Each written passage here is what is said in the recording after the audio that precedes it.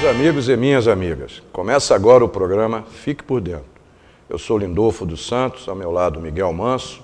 Vamos trazer para você notícias, informações e análise dos principais fatos e acontecimentos. No programa de hoje, importação de produtos eletrônicos no Brasil. 1 em cada 5 equipamentos elétricos e eletrônicos vendido no mercado brasileiro já vem pronto do exterior. Só em 2009, fabricantes do setor instalado no Brasil importaram o equivalente a 24 bilhões de reais em produtos asiáticos, de disjuntores residenciais a equipamentos pesados de infraestrutura, vindo principalmente da China. A invasão asiática não é fenômeno recente e nem restrito ao Brasil, mas acelerou a substituição da produção local por importados. Fabricantes nacionais alegam não ter condições de isonomia de impostos, logística e custo de mão de obra para competir com os produtos asiáticos, que ficam mais baratos com a valorização do real. Cada vez mais empresas instaladas no Brasil, que não têm filiais no leste da Ásia, fazem acordo com empresas da região que produzem para terceiros no mundo todo. Eles importam produtos fabricados em países como China, Taiwan e Coreia. Apenas mudam a embalagem e carimbam suas marcas antes de distribuí-los no mercado brasileiro. A operação fica ainda mais fácil para quem já tem fábrica na Ásia, Miguel.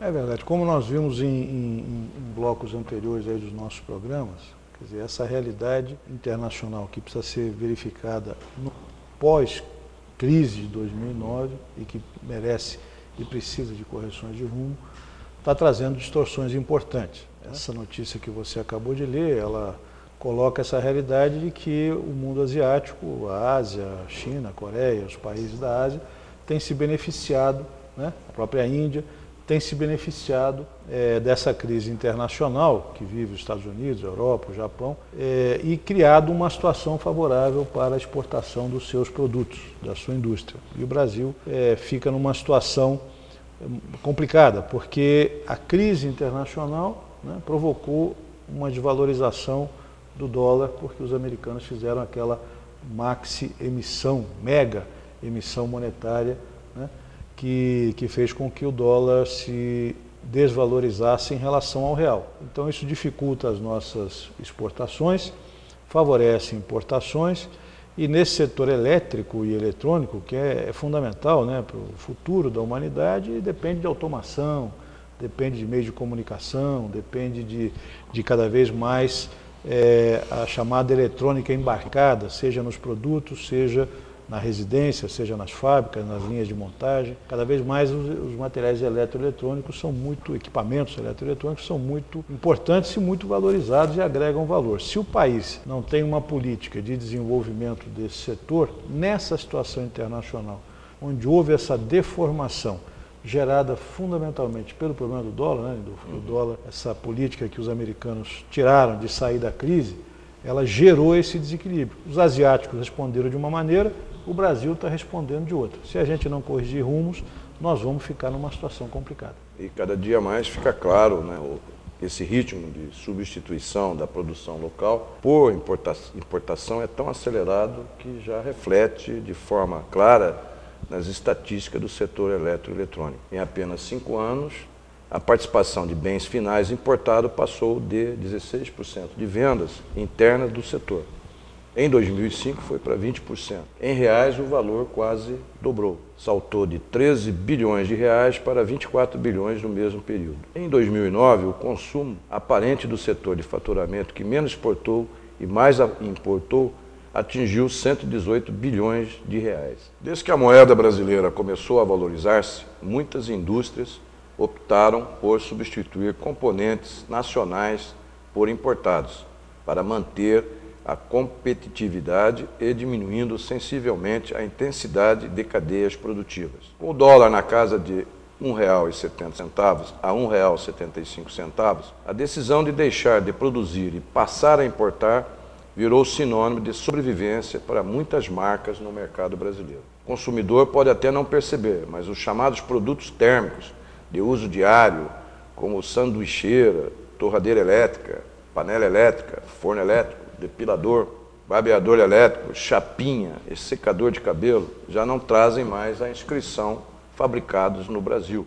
Realmente essa situação, Lindolfo, que você acabou de ilustrar e demonstrar, ela é muito complicada, porque, você vê, são produtos que você pode dizer que não são nem de muita tecnologia. Torradeira elétrica, chapinha, ventilador, secador de cabelo, quer dizer, são coisas simples que o Brasil poderia estar produzindo. Agora, de fato, se a China investe como está investindo em desenvolvimento tecnológico, nós já vimos num bloco anterior, faz um esforço grande para automatizar suas linhas de produção, ganhar em grandes indústrias, em produção em escala, em beneficiamento industrializado de matérias-primas, quer dizer, se faz um esforço grande no sentido de dominar o desenvolvimento técnico-científico e tecnológico. Se faz um investimento massivo e acompanha também a política cambial, não deixa essa política americana da guerra cambial prevalecer e prejudicar a sua política de exportação. Acaba sobrando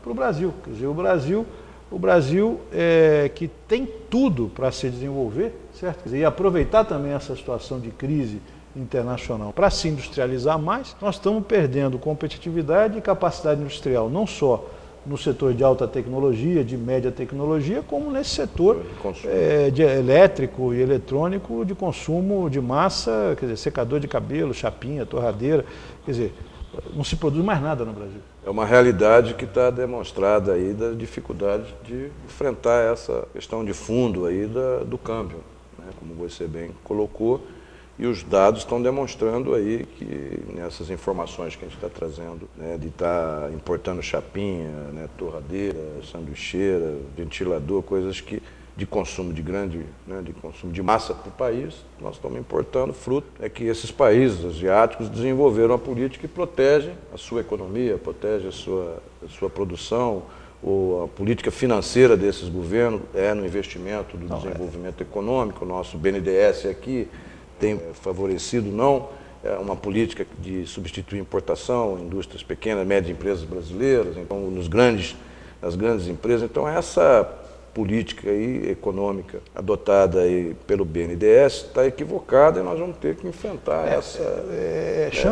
adequar ela. Né? Tem que ajustar. Ajustar. Né? Tem que ajustar. Quer dizer, não tem, acho que está por trás disso um pouco, Lindolfo, acho que aquela ideologia de que o mercado é que vai regular, né? Porque o câmbio flutuante, é o seguinte, você pode ter política para monitorar tudo, mas o câmbio tem que deixar aí, o mercado é que vai regular o câmbio. Ora, o câmbio está baseado no valor do dólar. No mundo inteiro, o dólar é a moeda de referência. Se os americanos tomam uma decisão de fazer uma mega emissão monetária, é evidente que isso vai afetar as relações de troca da moeda no mundo inteiro. Aí como é que você... Não, vamos esperar que o mercado reaja. Quer dizer, a China reagiu na hora. A Europa desvalorizou a sua moeda também, não tanto quanto os americanos desvalorizaram, nem tanto quanto os chineses desvalorizaram, mas desvalorizaram. Aliás, por não desvalorizarem, também estão enfrentando, como estão enfrentando a situação na Grécia, na Espanha, nos países Portugal, certo? Quer dizer, que estão vivendo uma situação dificílima de desemprego, de recessão. Quer dizer, então, se você deixa ao sabor do mercado, se o Brasil deixa a política monetária, a política cambial ao sabor do mercado, certo? Não vamos ter dificuldade, não vamos enfrentar como é necessário, quer dizer, essa situação de guerra cambial declarada pelos Estados Unidos. Você não acha? Correto. E a gente assiste hoje a situação da Grécia, que está em greve lá, vários setores, e as medidas adotadas pelo FMI é aumentar imposto e reduzir salário, quer dizer, joga na contramão. Medida tradicional, né?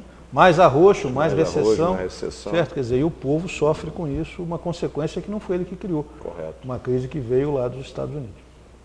Correto. Então nós devemos trabalhar no sentido de compreender essa política cambial americana, essa guerra cambial americana, e nos proteger, nos preparar para esse enfrentamento que muito bem está sendo conduzida pela Índia, pela China, na sua política econômica. Porque lá não foi o mercado. Não foi o mercado. Lá o Estado interviu, lá o governo. O Banco Central, que lá não é estatal, né?